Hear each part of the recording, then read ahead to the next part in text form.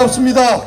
태극기 애국 시민 여러분, 대한애국당 당원 동지 여러분, 반갑습니다. 태극기를 들고 나오신 지 3년째 됐습니다. 눈에 딱 보이는 성과도 없고 아마 답답해 하실 것도 같습니다.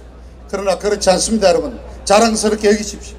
서청대 독방에서 홀로 투쟁하시는 박 대통령의 그 투쟁에 동참해서 우리가 지금 여러분 역사를 다시 쓰고 있습니다.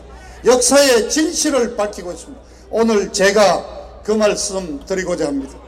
여러분, 최근에 여러분 기억에 남는 대한민국을 뒤흔들었던 몇몇 정치적 사건들, 예를 들어서 2002년 대통령 선거 앞두고 대한민국을 반미 물결로 뒤덮었던 미선이 효선이 사건, 그 결과 이회창 총재는 낙선하고 노무현 좌빨정부 들어섰지요.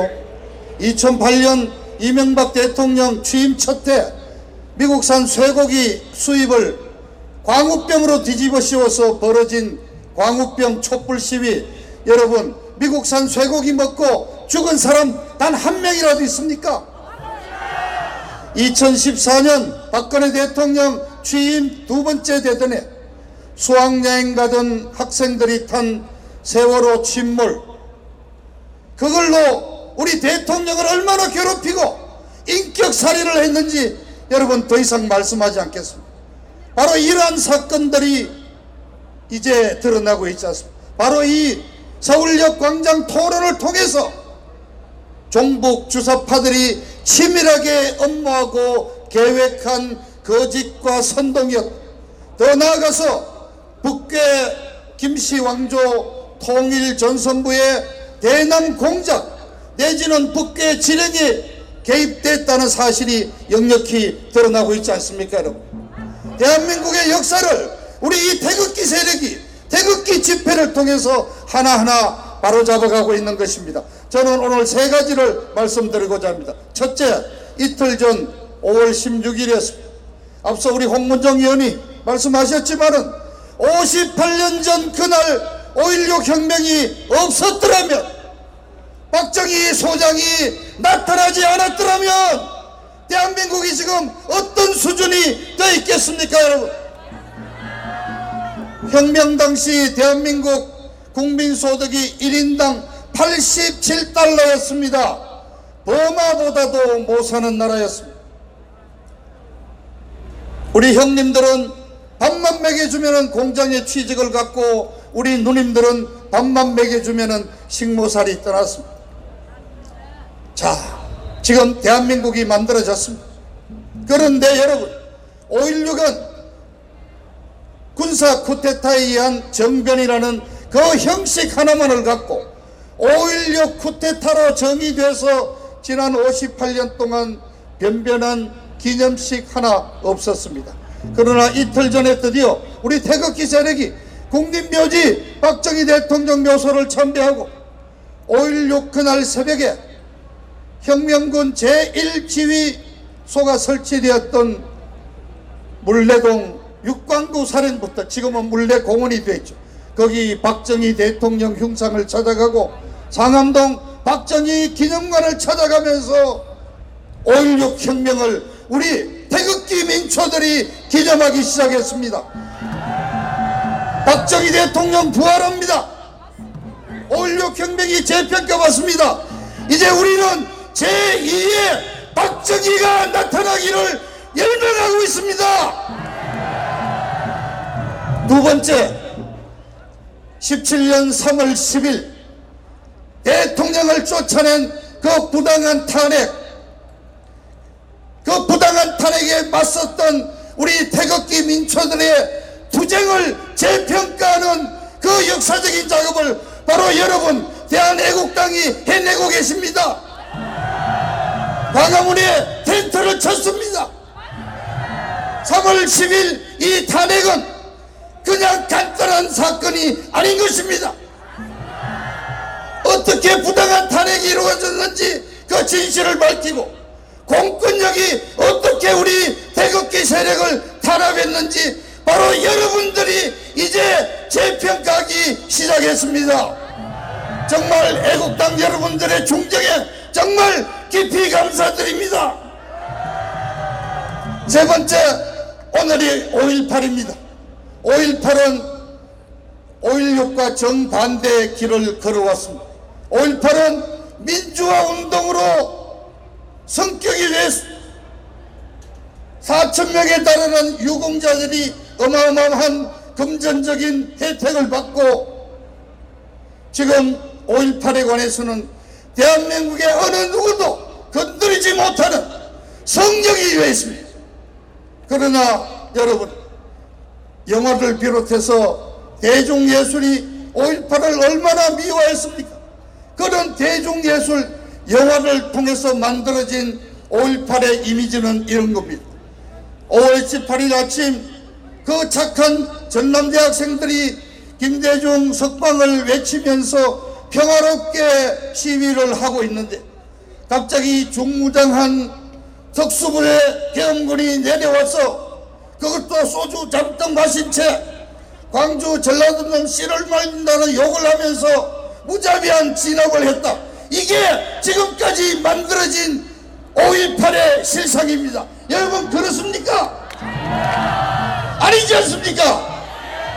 광주, 화순, 나주 17개 시군에 분산 배치됐던 44개의 경찰 무기고가 한날 1시에 불과 4시간 만에 털렸습니다. 아시아 자동차를 쳐들어가서 장갑차 4대를 끌고 나오고 버스와 트럭 수백 배를 끌고 나왔습니다. 그렇게 탈취한 무기로 무장을 해서 광주 교도소를 6번이나 공격했습니다. 우리는 의문을 가졌습니다. 어떻게 선량한 전남대학 대학생들이 그런 일을 할 수 있을 것인가? 이건 분명히 고도로 훈련된 군사 전문가들, 그래서 우리는 고정간첩을 비롯해서 북한의 특수군의 개입을 주장했던 것입니다. 그런데 이제 그게 전부 진실로 밝혀졌습니다. 황장엽 선생의 정언, 3만여 명에 걸친 탈북자들의 정언, 북한군 개입을 부인할 자료가 오히려 없는 것입니다. 심지어 지금 북한 초등학교 교과서에는 5.18 민중봉기는 김일성 주체 사상에 따라 일어난 세계에서도 가장 성공적인 민중 무력 투쟁이라고 내려놓고 있습니다. 5.18 우리가 살려야 합니다. 오늘 처음으로 5.18에서 희생된 호국 영령 27분에 대한 추모식이 벌어집니다. 그때 계엄군으로 참전했던 24명의 국군 장병과 질서 유지에 참여했던 경찰관 3명 27분이 국립묘지 28묘역에 묻혀 계십니다. 39년 동안 잊혀진 그분들에 대한 추모식이 바로 우리 태극기 어른들에게서 오늘 오후 2시 추모식이 열립니다. 이제 5.18 역사 다시 써야 합니다. 그 27분 3월 10일 해공열사 5분과 똑같이 그 27분들에 대해서도 광주 유공자에 합당한 정도의 국가 위로금 보상금과 함께 그분들이 누구의 총에 어떻게 맞아서 순직 전사하셨는지를 밝혀내야 합니다. 그것이 오히려 광주의 명예를 살리고 5.18의 명예를 회복하는 일. 한 말씀만 드리겠습니다. 자, 오늘 10시에 광주에서 5.18 기념식이 열렸습니다. 문재인도 참석했습니다. 그런데 제1야당이라는 자유한국당의 황교안이, 나경원이가 왜 거기 갔냐면 태극기도 없습니다. 애국가도 부르지 않습니다. 님을 행진곡 부르는 5.18 기념식에 황교안이, 나경원이가 왜 가느냐 말입니다. 당대표 경선 과정에서 황교안이가 한 말을 분명히 기억합니다. 5.18에 관해서 기자들이 물으니까 5.18은 민주화 운동이고 광주는 민주화 운동의 성지라고 했습니다. 만일 그러한 견해를 지금도 가지고 있다면 태극기 세력은 황교안이와 같이 할 수 없는 것입니다.